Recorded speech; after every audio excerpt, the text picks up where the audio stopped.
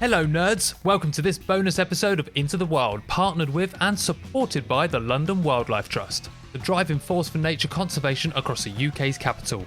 With their dedicated supporters and volunteers, the London Wildlife Trust work tirelessly to protect wildlife and green or blue spaces across London. And now, on with the show. Ooh, I can see my breath. I can see my breath. Oh, how's winter going for you on the Isle of Bute? Ooh, it's a strong one. We've got northerlies today, which means the wind stings your face. Oh, how about you down there? Up and down in London, as winter quite often is. Have you noticed whenever you ask me about the weather, I always look to my right? You look out the window, check. It's because I look out the window. Yeah, it's up and down. It's up and down. Winter's very much like, one minute it's very cold. We did get down to minuses for a long time. Then it goes very mild and you think, oh, that's that done. And then suddenly back down to cold again. And then back up to mild and back down to cold. So it's a bit of an up and down. But today was very, very cold, probably about 4 degrees, which for London is cold, and very, very, very wet. Oh, wet's good though. Yes. Yeah. London's been a bit dry. Gardeners will be celebrating. Do you know what it is though? The last couple of years, you have told me, when it's been mild in winter, you've gone, ooh, that don't feel right. So actually, you've got something to celebrate. Yes, when it's cold in winter, I'm like, result. It's what we should have. And I know that you've got a lap blanket and slippers. No, but you do, and so actually, you are equipped. I have got a lap blanket. Why am I 82? So I think that part of hibernating in winter, which is what you and I have talked about quite a bit, actually, going really slow this winter. Actually, part of it is becoming a nana. Yeah. I mean, I don't think many people wouldn't want to hibernate in winter. Why would you not want an excuse to do nothing? I think actually, I certainly in the position that I'm in with working from home and not having a commute, which I feel really lucky to have, there's an element of like I'm able to put the brakes on a little bit. Whereas if I was getting up and going out at the same time every day, 365 days a year, because I don't have weekends off apparently. But if I did used to work in an office, and so there was something about the daily routine that couldn't change despite the weather changing. And so I have been able to slow down this winter. That's interesting. So is this your first winter freelance fully? No, it's my second, but I think I am really recognising this is the first winter that I've slowed down and I was still doing the same thing before. Now I'm like, hang on a minute, I can slow down here. Yeah, it's really interesting. So how are you in winter? Do you still get out and about? I mean, obviously you're a nature nerd, so you're going to get your outdoors time. Yeah. But obviously winter is a very, wherever these barriers come from, whether they come from the actual environment or whether they come from physically or mentally from us. But do you have any of those barriers that make you go, oh, God, you know what? No, not for me today. Yeah, no, absolutely do. I'm looking out the window now and it is grey sky. The window is covered in rain and I can see the rain like whipping the trees. So the ease to get up and to go outside, first of all, I'm going to have to leave the comfort of my duvet. So there's that initial cold shock. Then put on about another 2 layers, hat, wellies. Like, it is harder. And I do get out. I would say I get out about a quarter of what I do in spring, summer. And I would say I stay out for about a quarter of the time. Like, it is vastly reduced. But beautiful, right? I did go walk on the beach the other night, just as the sun was setting. And it was bitterly cold, but I could hear the widgeon whistling out on the sea, just this lovely winter sound for me, these just birds just whistling, lovely, lovely, magical winter moment. But it took a lot for me to decide to get my ass into gear. Yeah. How about you? It does. I think it's changed I think you would get a very different answer if you asked me 5 years ago. I've slowly started to embrace. So like last year, I decided to never describe weather as bad. So I wanted to stop saying, oh, it's bad weather today, or the weather was really bad, because it's perception. It's kind of, I think especially in kind of city environments, like you I work outside, so whether I don't have a choice, I've got to be out in it for at least 4 hours, right? I've got to be out and about. So if it rains for half an hour, what I notice is some people will be like, oh God, it rained all day today. And you're like, well, that's your perception of what you saw, but actually it's completely different. So I think with me working outside for longer over the last 5-6 years, my perception of kind of being in winter is completely different and being excited to see each season. So there is a point of winter where I'm like, oh, come on, I'm ready for spring now. But I'm there, babe. Are you there? Because I'm not there yet. I'm there actually this still week. enjoying it.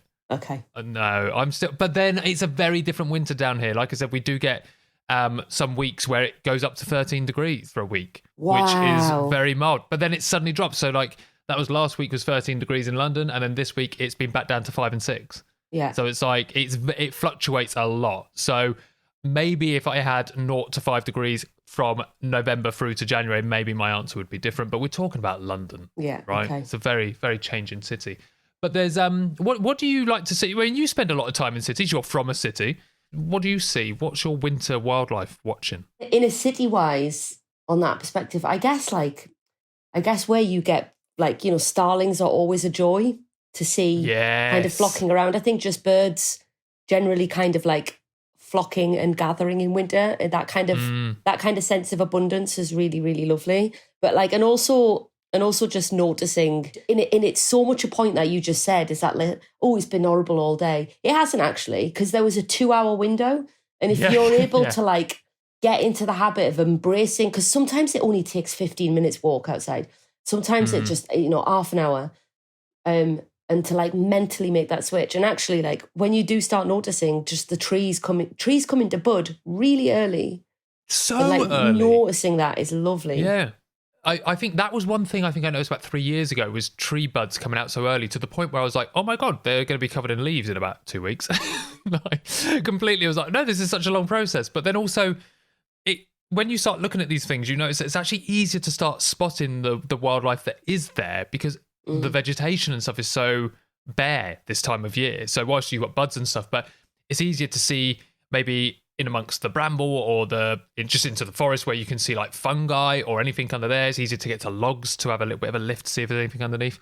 Also to see birds as well. Yeah. And now I'll be honest, again, no one ever thought they'd hear me say that. What birds? Just joy to see birds. Nice. All right. But it is I think as I've got more into it, I'm like, yeah, this time of year is easier. They're more driven for food. Uh-huh. So you just hang around trees that have got berries on, and you start to see a bit more flying around there. You make it sound so sleazy. Just hang around these trees with berries on. Just hanging around, not doing anything. Don't mind me. You never hung around a holly tree? Just to see who turns up. No, not who. I think we start calling them who. Who? You? Yeah. Okay. It's just the way you said it, as though I don't know, hanging around a bar. Look, I am happy to stand here on the podcast and say I perv on nature. Yeah, okay, that's fine. So I hang Ryan. Around. Yeah. And I just hang around waiting, Yeah, I'm quite often seen just sitting by a pond. Binoculars at hand. Hand in water.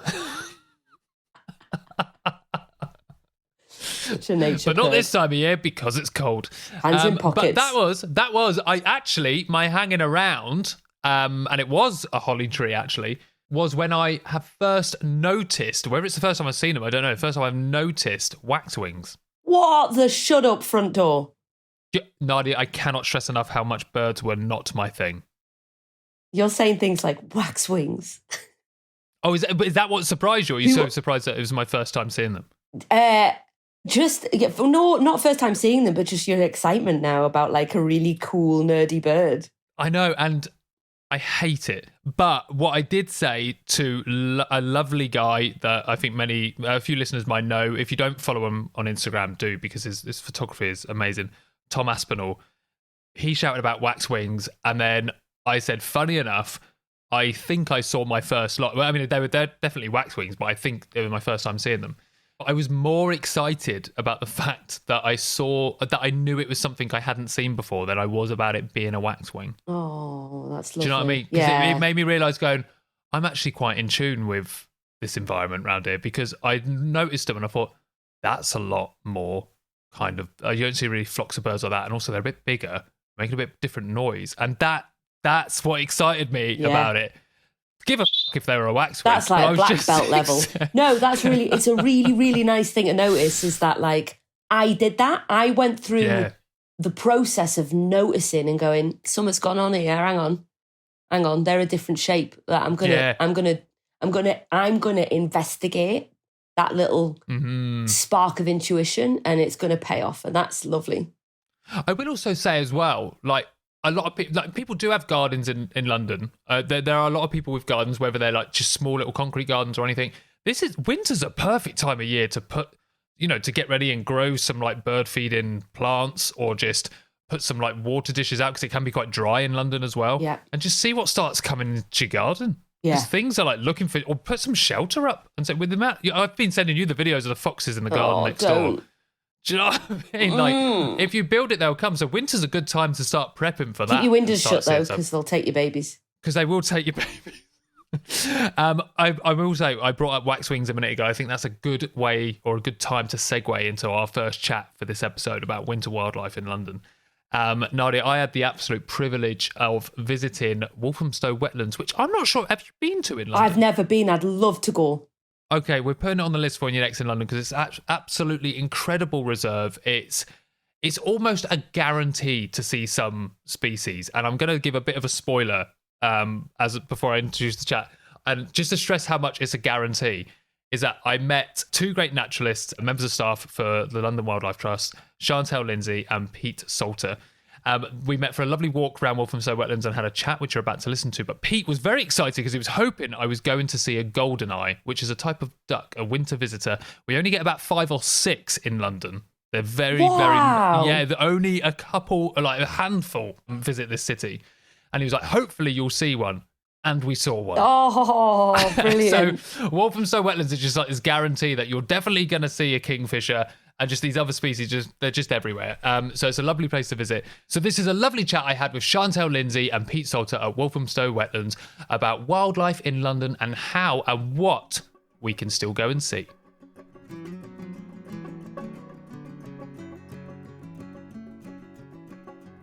So we are talking, so I've met you guys today to talk about winter, connected with nature in winter, the importance of that, but also doing that in a city like London. London's an incredible, diverse and huge city. I want to start with talking about what kind of people can see in the winter months, because there's this perception that maybe not much happens, or we lose a lot of wildlife, why things move elsewhere or things die off. But we know spring has wildflowers, we know summer has swifts, autumn has fungi. What does winter give us in regards to what we can see in nature? Sorry, Ryan, I'm going to keep bringing us back to birds. It's fine, it's your job. For us, our winter be a little bit bleak, particularly within a city, a lot of hard-standing grey structures. However, for quite a few birds, the UK is actually their winter holiday where they chase the sun. So, as we mentioned, the goldeneye, they will migrate here to escape their much harsher winters to avoid that and visit. And that's because of how the UK is positioned latitudinally, longitudinally. I always confuse the two. I think it's latitudinally, and the Gulf Stream. And I don't think we could talk about sort of winter within London without mentioning that we're currently in a waxwing winter. So it's a really amazing spectacle where basically a waxwing winter is when the waxwing, species of bird, migrate here every maybe 6 or 7, 8 years on average. And that's because we get these eruption years due to really harsh winter coinciding with a pallberry crop in Scandinavia. So what they do, they come here, visit the UK in search of that food, and London is a great place for them, and they're really seen as an urban bird. And that's because if waxwings and urban planning departments have anything in common, they both love a red berry. Yes. And I think waxwings is a really good way of talking about urban nature, because whenever you see descriptions of sightings where people have seen them, it's always like, 18 in the Mawson's car park. or I saw 5 opposite the bus stop for 121 on Hereford Road, for example. So yeah, at the moment we're experiencing a waxwing winter, and I really encourage people to go and try and find one. I found myself in a street corner just a few weeks ago. All right. Cosy living. Waiting patiently for about 2 hours for them to appear, and before I knew it, I was just focusing on like a tree that was pretty much half stripped of berries. People were starting to gather, and we were just staring at the same tree, so it's really nice way.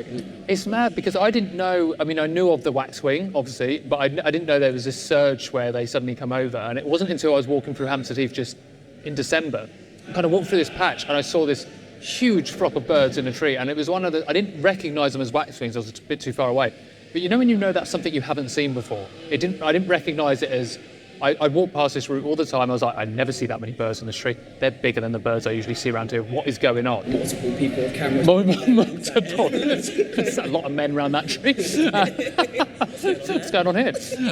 So then I was like, there's something different. I haven't seen it. So I tried to get a video, and I sent it to some of my friends, and they were like, oh, that's definitely waxwings. I was like, this is what's going on. So yeah, it's definitely, even if you didn't know it was happening, probably people that aren't that into birds have probably seen or walked past some, especially if you live in Oakley. That's really cool.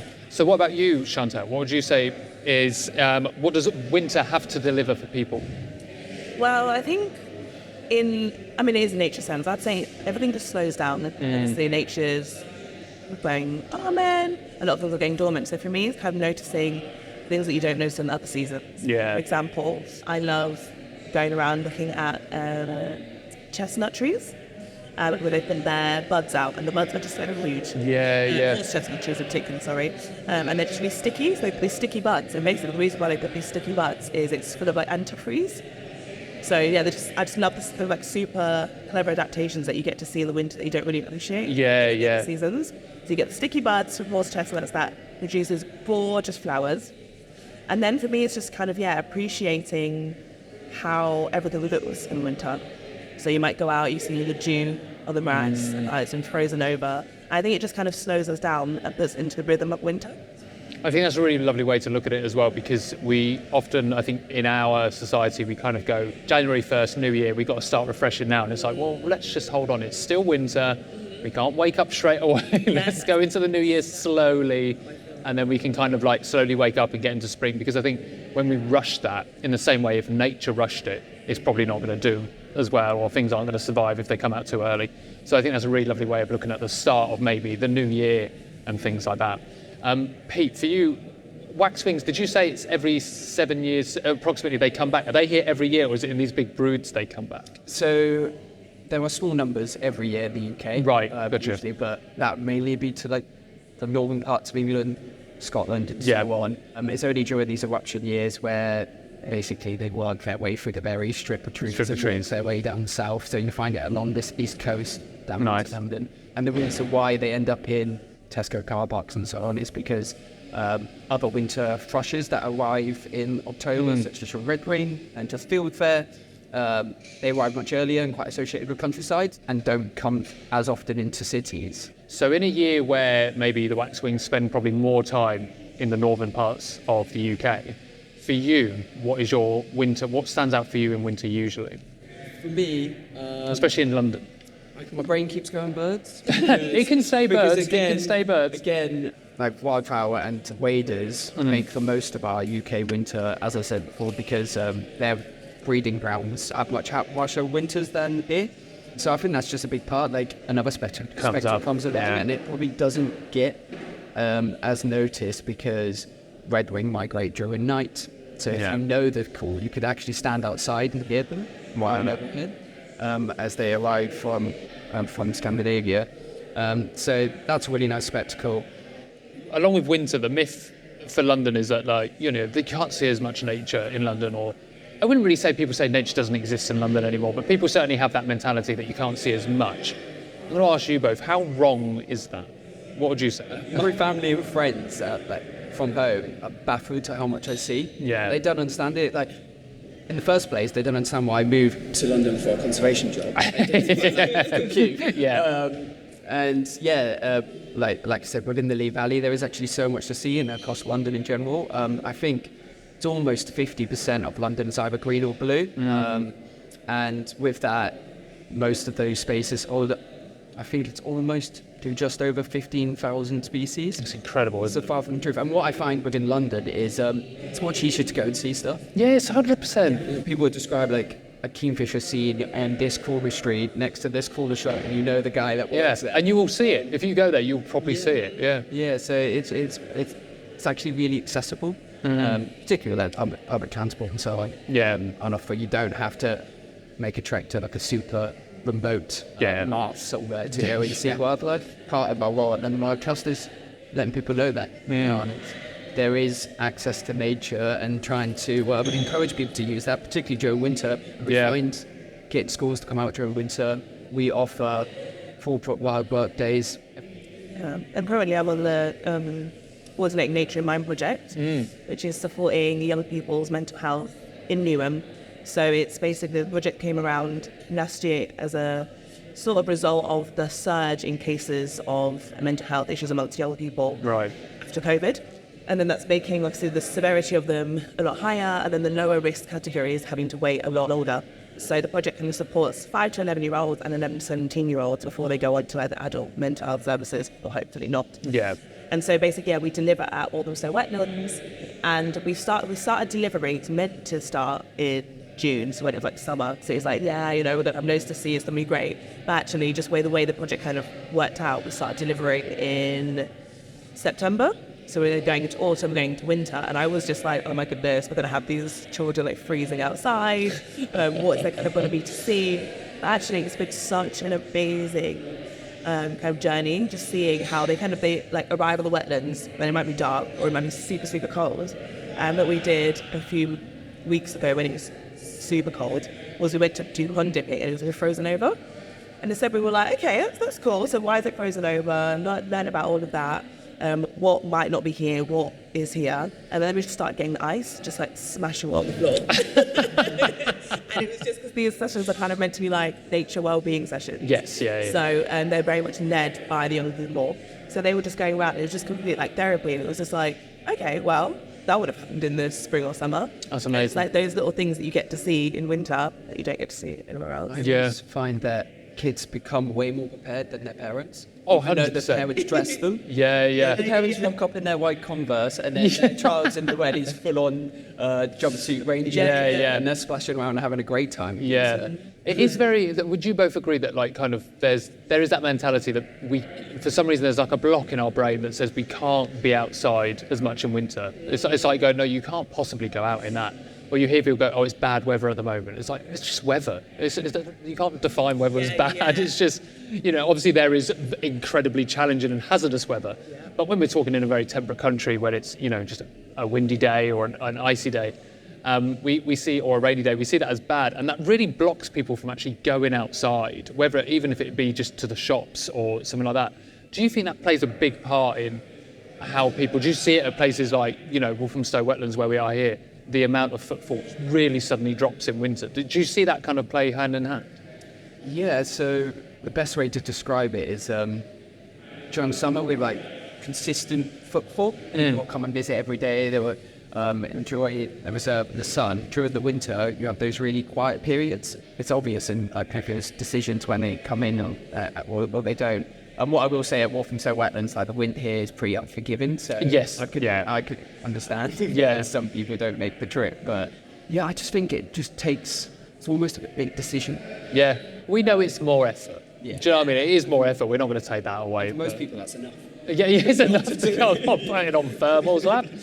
Absolutely. What would you say to people though? I mean, I don't know, nerds that are listening, that you might already be converted on this, but. If there are people going, I just don't like being out in the cold or don't like being out in the rain, how do you guys feel about that in regards to, do you like going out in the rain? Do you like going in the cold? And if you don't mind it, how did you get through that barrier? I think for me, like when I started working officially in conservation on the Make North Wood project, I remember I started in the summer.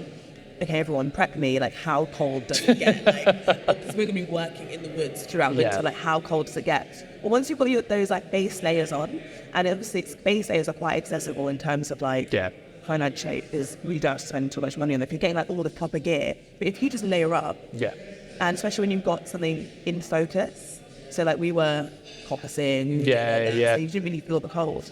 So it's almost like taking your focus away from the uncomfortable, which obviously is easier said than done.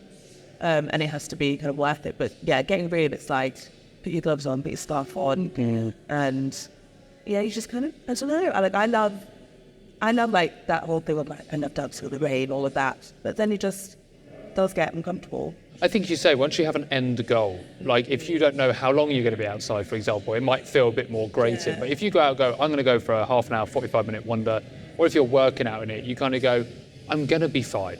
I've been on walks, dog walks, where it's rained heavily from the moment I've left the house to the moment I've got in, and my shoes have been full of water by the time. But I got to the heath, and I had another 4 hours to go, and I'm like, this is just today. It's not going to get better than this.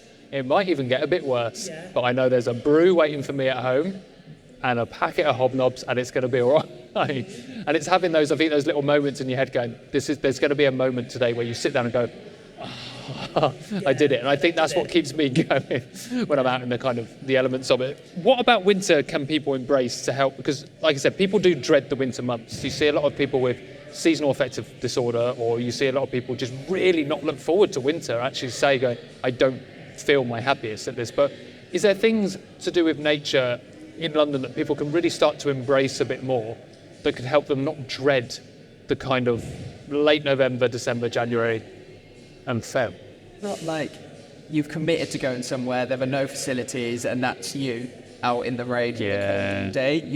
You've got options. You could go to the cafe. That's so true, yeah. You don't have to commit to the entire it's fine. Yes. Don't make it torturous. Yes, I think particularly our nature reserves, like Walthamstow wetlands and that's great, and Camberley Street and Woodbury wetlands, because we have those facilities, and I think that enables more people to come out, particularly people who are less likely to. Whereas some of our more remote nature reserves, there are no facilities. So I think that's a big perk in London to be able to do that. You've got things around you. Yeah, you've got shelter around you, really, every corner, yeah. I would say also they use the nature on a doorstep. Like you think you have to go further afield, but like during COVID and stuff, a lot of people just like noticing what's outside their window. Yeah. On their like neighbourhood. So just like going around your, going around your street and noticing the trees that you never noticed, all of that. So I would say, you don't even have to go too far, and that's the beauty of London, is that actually there's nature everywhere. In fact, the pavement. Yeah. So I wouldn't make it like too much of a mission. Is there anything else you would say to our listeners for winter in London, even people that live on the outskirts of London, to come in to try and do to connect with nature? As a Wildlife Trust plug, I would say you've got this on the website. It basically tells you where to go in London, like all the reserves, what you can find there, what you can see. So it just kind of simplifies it. So if you're looking for a particular species, and if you're looking to see anything like in particular, it will literally list it for you where to go. So I think stuff like that simplifies it, so you don't kind of like, if you're not familiar with it and you don't know if you want to make the trip because you're not going to see something in particular, I think that's it as well. Like they can use some things like that where directories. Yeah, you just have to embrace winter, and days are short, so make the most of it. We make the most of the light. More and more people working from home, so make sure we get away from your screen. Spend that hour for a lunch walk, and you never know, like walking around your neighbourhood, there might be white swings. Yes, you might see them whilst de-icing your car, if you're very lucky. So I think it's just like making the most of that small window. And we can be more flexible with our time, Jan. So just factor that in, because I think people dread the short days more than the weather. I think you're right. It's the darkness people don't like. Because you wake up, dark. It is dark. So. Which is even more reason to, like you said, don't waste the time. So I'd say to people, even if you're not in a job where you are outside or you're not working from home, I don't know what kind of repercussions this advice would have. I would say stress to your work that you need that outdoor time, for God's sake, because you do. Like, it is scientifically proven you need that. So if you need that lunch to go out, or if you need to say, I'm sorry, but I need some more light, I'm struggling here, that is something you should be talking to your manager about, especially when you're in city environments and you've got to go to these pockets whilst you can, because you might live the commute might be too long, you might not have time after work. So 100% make the most of your light. I'm so sorry, just to add the thing is to have grace with yourself as well, because the body like physiologically is going through different changes. Like you're preparing for, like when you're going into winter, you're putting on a bit more weight, maybe slowing down. Like your body is like working for you in the winter. So have more grace with yourself, and your body might need to slow down.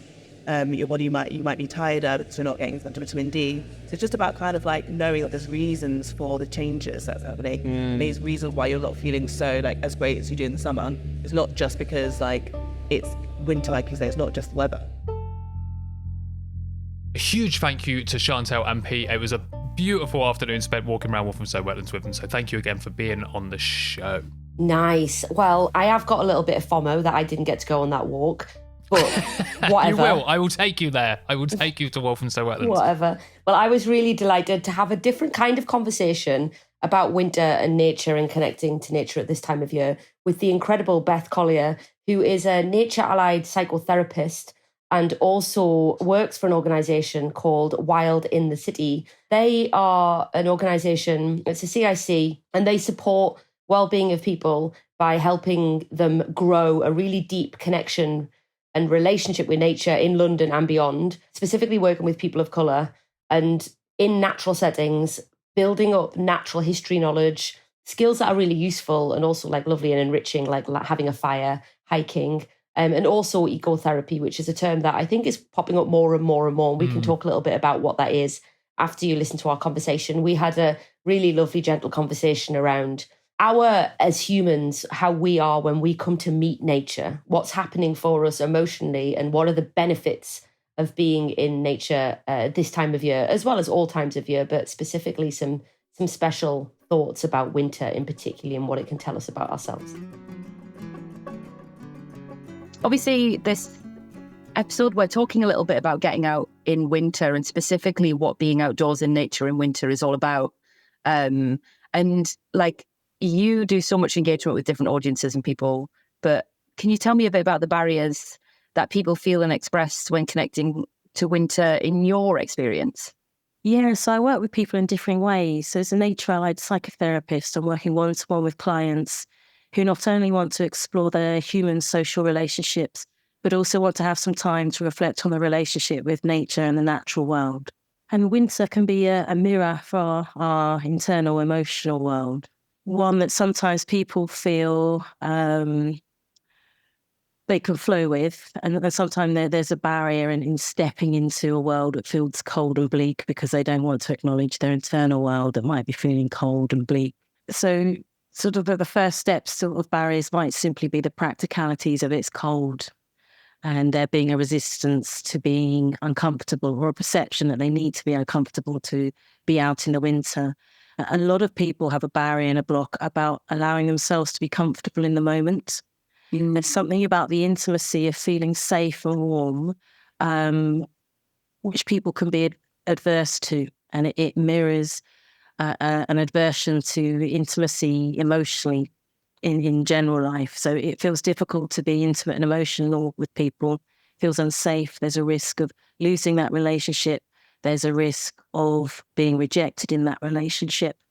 So similarly, when they come out into the cold, they might come underdressed and repeatedly turn up underdressed. I'll explore, what's that about? I'll warm up later. Well, that's interesting. Why not be warm in the moment? And it can feel unsafe to be warm in the moment because it's intimate.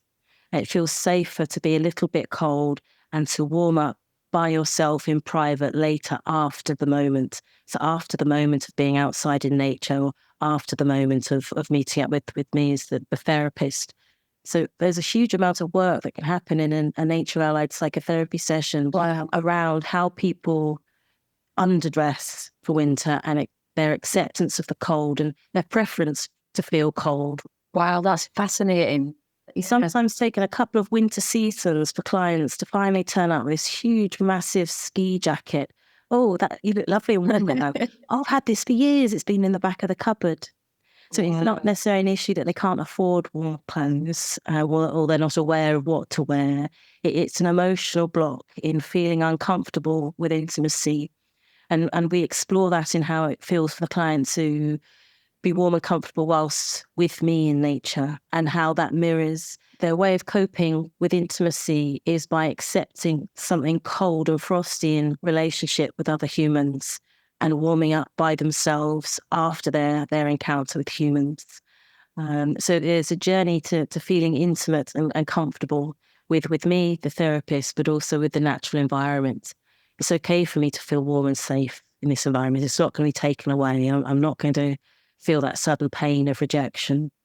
But that itself becomes a piece of work. Wow, that's amazing. I guess the words that are coming to me is just like this hostile environment, like that we're going into. But actually, it's not hostile. It's a really funny thing about the British Isles. Like we say, "Oh, winters are bad." They're really actually for humans' ability to tolerate weather. I remember once, like there was a point in my life when I just hated wind, so I just wouldn't go out in wind because I was just like, it's just. I can't hear my own thoughts. It's noisy. It's like terrifying. And then I remember one day I was just stood by the sea and I must have been like in my mid-20s and it just clicked. Stop being so hostile back towards the wind. And like my muscles just relaxed. And then I just let the wind whip my face and I was like, oh. What I love about the work is that the huge range of different emotional responses people have to aspects of the weather or the natural landscape, depending on our own emotional world and our own formative relationships. And it sounds to me there's almost a sense of being in argument with the rain, with the wind, feeling that it's being hostile to you and perhaps unconsciously being hostile back in terms of being tense or what have you. And you do get so many responses to some people sharing, it's so oppressive, it's against me, this sense that it is sort of an active challenge from the wind. And then others, as you found, sort of dropping the guard and finding something uplifting or refreshing in the energy of the wind against their skin. That we do have felt responses to the weather that can be explored just as having a felt response to your mum or a co-worker or something a human is bringing and having an impact on us emotionally. That's beautiful. And I guess with your work with your clients, obviously you're in nature, like that kind of allied work, working with nature as part of your therapy. To what extent do you talk about nature as part of that, or is it doing it subconsciously alongside and you're aware of it? Just as sort of traditional therapy indoors, most therapists will tell you some clients want to go deeper than others. So for some, being in nature is simply a beautiful natural setting in which to explore human emotion. For others, they want to go deeper and explore a relationship with nature and the natural world and to really allow nature as the co-therapist to lead them in reflection. Nature's doing more than I am as a human therapist to help us understand what's going on for us. So as a human therapist, you're offering interventions, you're perhaps reflecting back what the client is saying. You might try and mirror something that the client is doing or sharing. And nature does all of that. That there's such beautiful synchronicity in what nature offers. Just as a client is trying to find the words for something they're explaining, there'll be that gust of wind, or you'll observe a fox with cubs trotting along behind it just as they're talking about, feeling left behind. So it's just very, very powerful that nature knows what and when to offer us if we're able to tune in and have that awareness. That's so beautiful. And I'm not assuming, we've lived alongside that since we've evolved. Yeah. And so like that natural relationship, and it breaks my heart to think that we are resistant to it, particularly at this time of year, but also for some people all around, no matter what time it is, to not have that access to that just kind of, takes my breath away a little bit. Yeah, it's real deprivation not to have relationship with nature. And, we've used all sorts of terms, haven't we? Sort of connection with nature and now more so relationship with it. There really is substance to that. It's not sort of, a clever phrase. There's real meaning that we are part of nature and the natural world. And as you say, for millennia, nature has been a guide, a therapist, a companion for us.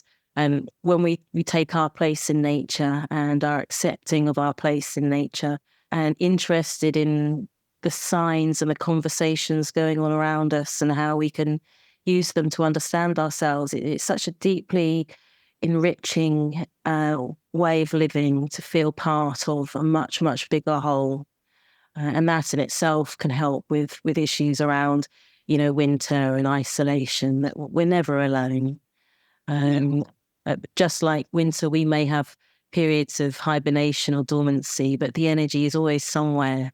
And if we can understand, it might be healthy to have resting moments, to have downtime, just as nature does, but that growth is still in the offing. It's still, the energy of growth is still there. That's such a beautiful way to think, that the energy is still somewhere waiting. And that's a really powerful, because often we say it's like, rest at this time, if your body's saying rest, rest. But there's still this idea that it's wasted time. Yeah. But actually this idea that's somewhere bubbling below, a bit like a tree, putting its energy down. Exactly. And without that rest, you won't have the quality of flowers and buds and bloom and fruit the following year. It's a vital part of being healthy, being well. Oh, I love that. I'm going to take that with me next time I go out and I look at the trees and I'm sad.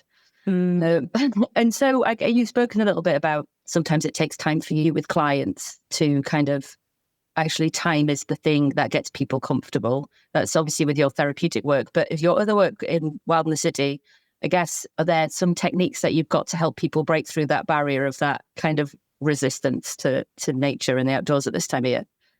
So with Wild in the City, we're sharing knowledge about natural history and ways our ancestors would have seen and engaged with the natural world. A big challenge for people is just to have had the time, the experience to know that winters are survivable. They can be comfortable. I think a lot of it is sort of fear of, I won't be able to cope. It's going to be too extreme or too challenging for me.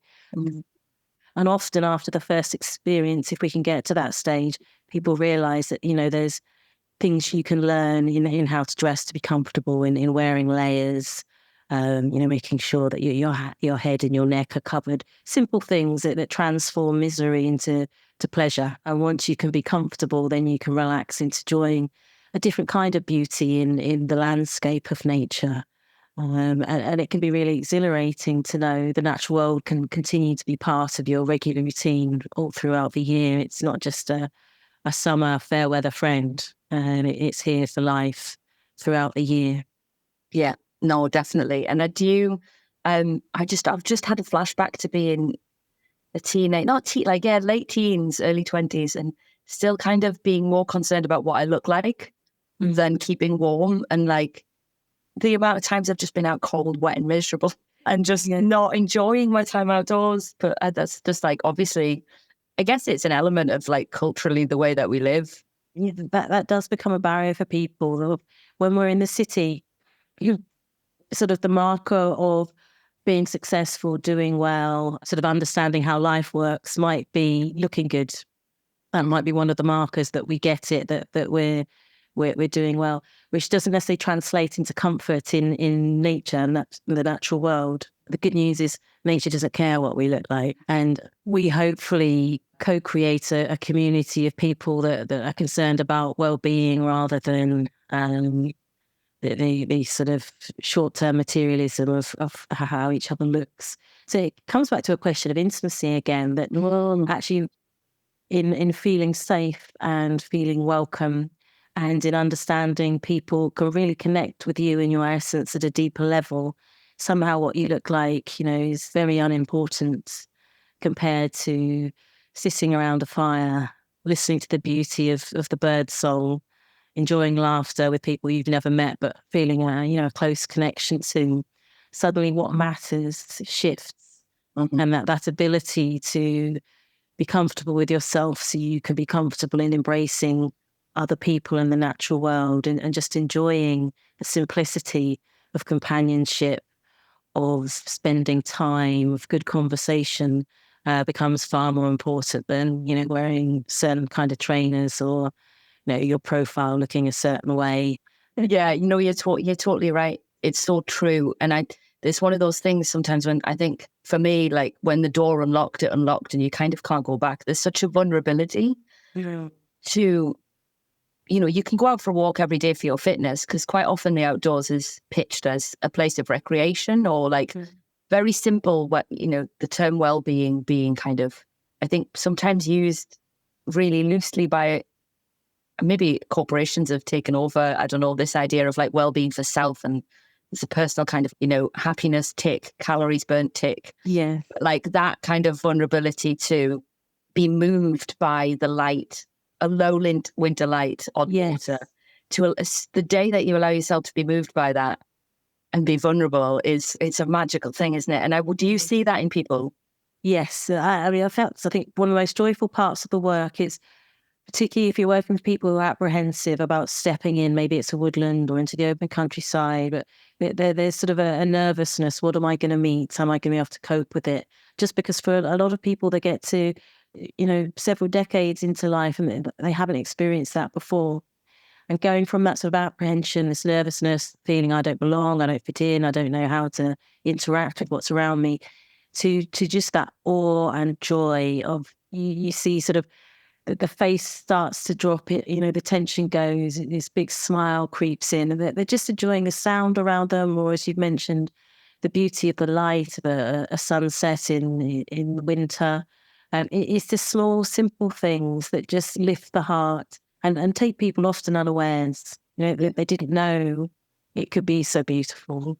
Obviously, you can be in a city and see an amazing sunset, but when you have the fullness of the sensory experience of a woodland, for example, at the same time. And it can be a very poignant moment, very joyful, but also sad and upsetting. This has been here all my life and I've never had it. I feel angry. There's grief Not there. fair. Some people get to have this. I haven't.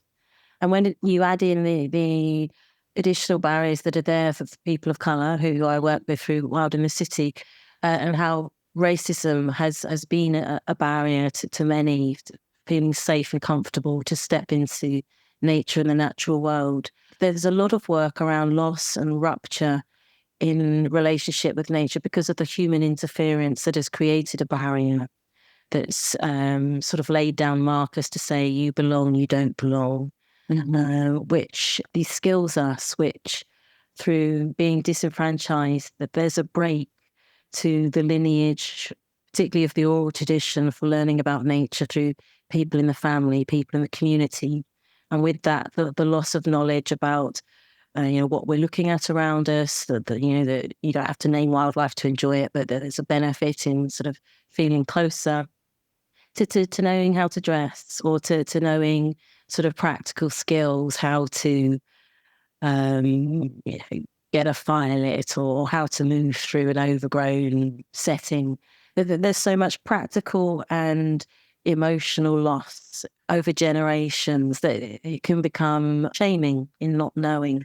That was the word that was coming to my mind as you were talking, that sense of shame of like, I need to get from here to there and I've got to walk through some tangly stuff and I just don't feel like I can. And, obviously, like you said, your work's so important, and it's so important that it is, Black-led work to deal with, because it's not just talking to people about natural history. It's going through that process of like that grief of recognizing what's been lost and dealing with potentially that shame and trying to understand why it feels particularly difficult.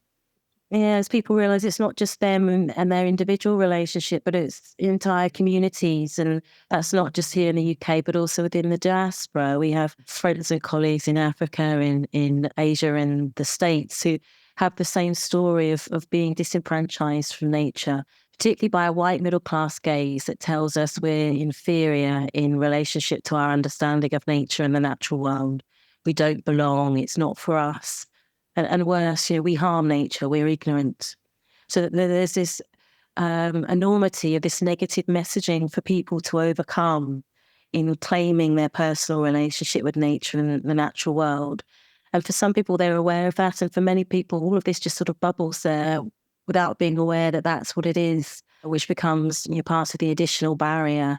There's an emotional discomfort in stepping into nature or contemplating it, because you're also having to deal with a sense of loss and a sense of the trauma and the anger connected with that loss.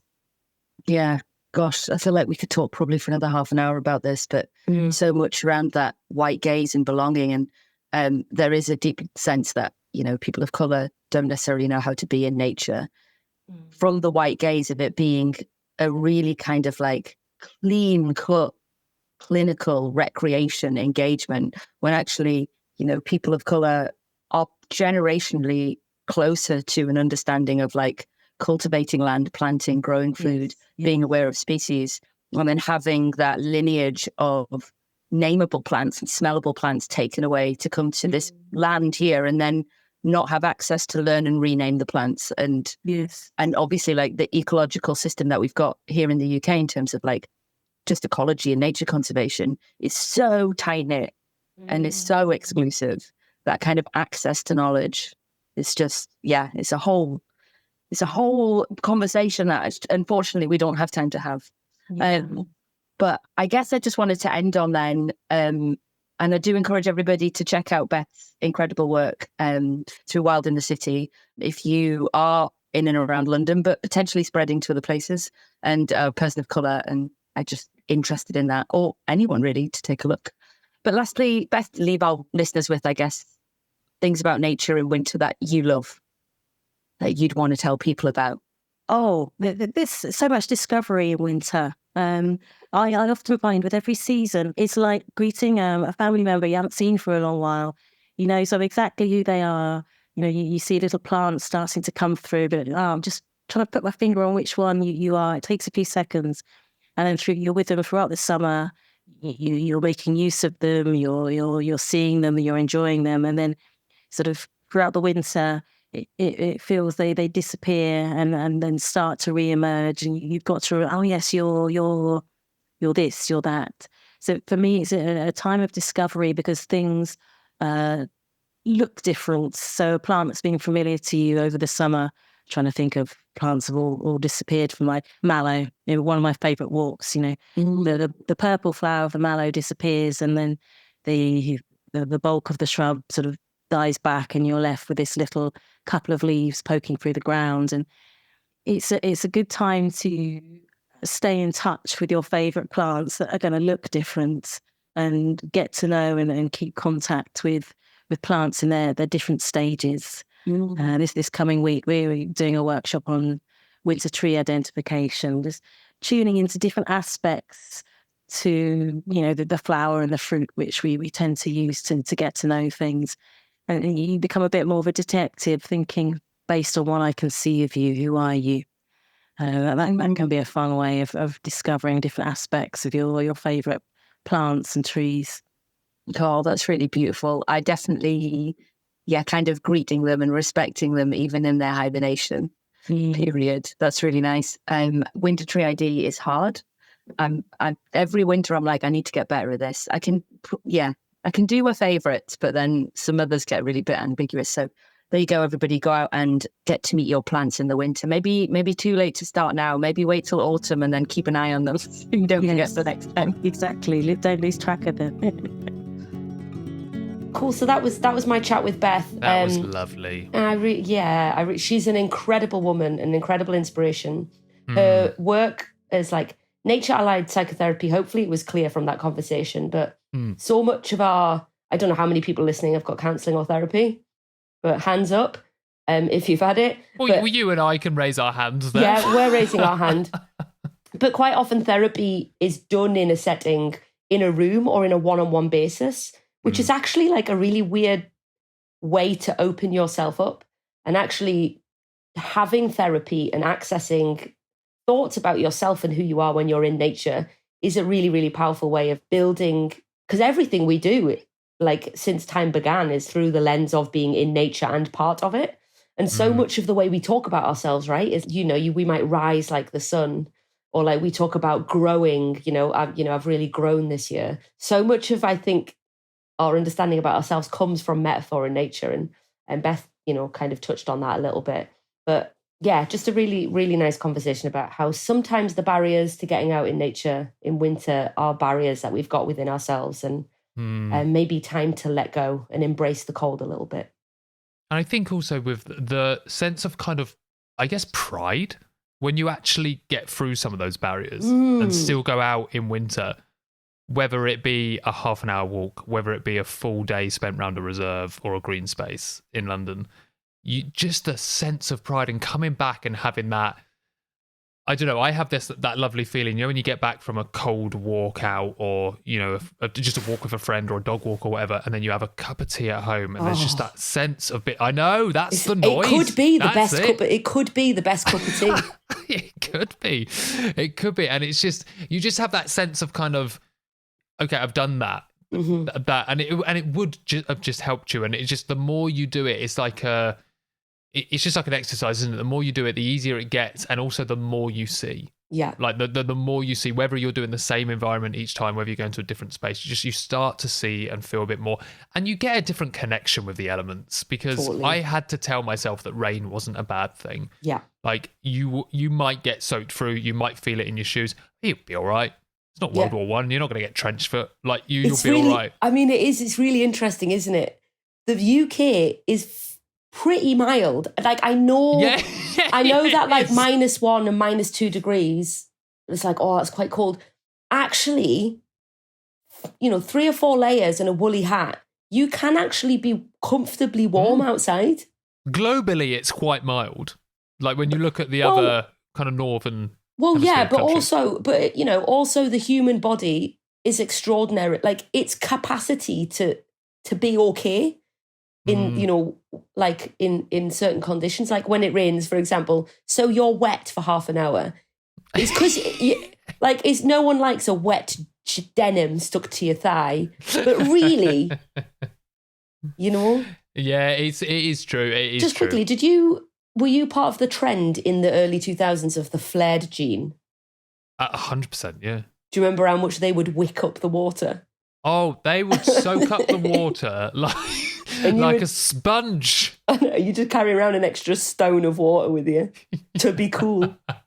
Anyway, I hope that's inspired you to put on a few more layers and go and meet Jack Frost and the Waxwings and the Golden Eyes and keep your eyes to the skies. Whatever you can see. And like, as always, nature doesn't switch off. There's this perception that this time of year, we've said it a couple of times on the show already, that everything dies off in winter and there's nothing around. And that's not entirely true. There's loads to go and see, but there's also loads you can still do. And one thing you can do, if you're living in London and you want to start connecting with nature and you're not sure how to do that, or you want a bit more of a community to help you, or you want a bit more support, then I do encourage you all to check out the London Wildlife Trust.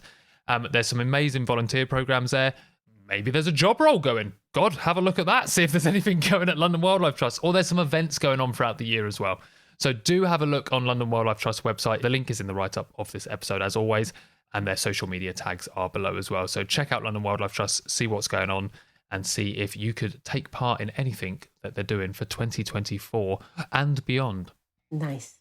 So that's it, guys. Thank you, nerds, for tuning into this episode all about winter wildlife, and a special big thanks to the London Wildlife Trust for supporting the podcast and supporting this episode. Thanks for tuning into the show, nerds. If you don't already, make sure to follow us on social media at Into the Wild Pod on Twitter and at Into the Wild Podcast on Instagram. And if you're able to and would like to, you can support the show by tipping us at ko-fi.com/Into the Wild Pod. That buys us the equivalent of a coffee, and we use it to fund more podcasts for your ears. But until next time, keep well and live the good life.